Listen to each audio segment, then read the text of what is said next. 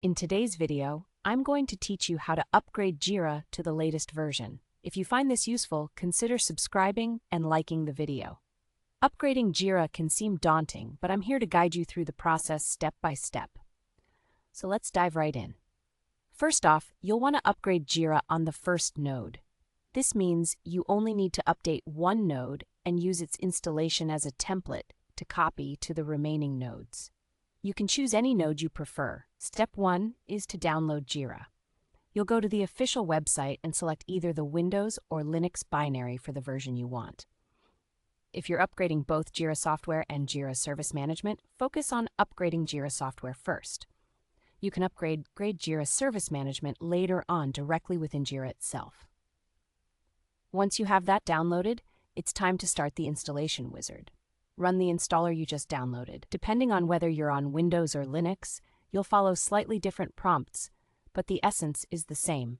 Choose Upgrade an existing Jira installation. It's crucial to verify that the existing Jira installation directory is the correct one, especially if you have multiple installations on your machine.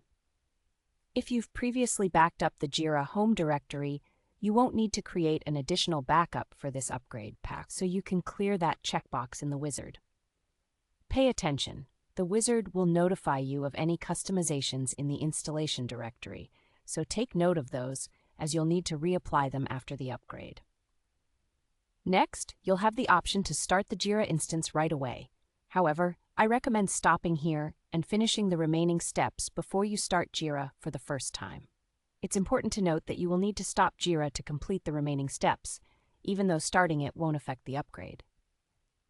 Now on to step 3, installing the database driver. If you're using an Oracle or MySQL database, you're going to need a new JDBC driver, which you can place in the installation directory's lib folder. For other databases, you can skip this step if the driver is already up to date. In step 4, you'll need to reapply any modifications you've previously made. This could include connection details, memory allocation settings, or JVM arguments. Be cautious. Don't just copy over old files, as some of those settings might have changed in the new version.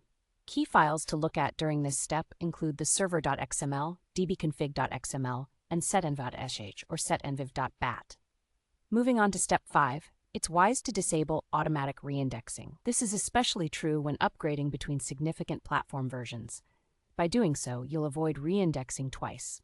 To disable it, you'll edit or create the jira-config.properties file located in your Jira home directory and add the line upgrade.reindex.allowed equals false. After completing these preparations on the first node, it's time to start Jira. You can return to the wizard and hit that start button or manually run the appropriate script depending on your system. And once Jira is running, check for any missed custom changes. The post-upgrade landing page will give you a summary, highlighting new features and what to expect in your upgrade process. If you're also using Jira Service Management, you can update that directly in the application's admin interface. Then, upgrade your apps to ensure they are compatible with the new version.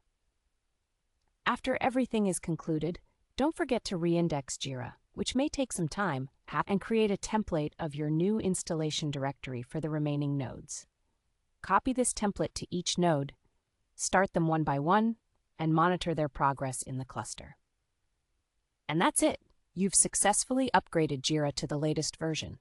Remember to check all the documentation for additional tips and tricks as needed. Thanks for watching, and don't forget to subscribe for more helpful guides.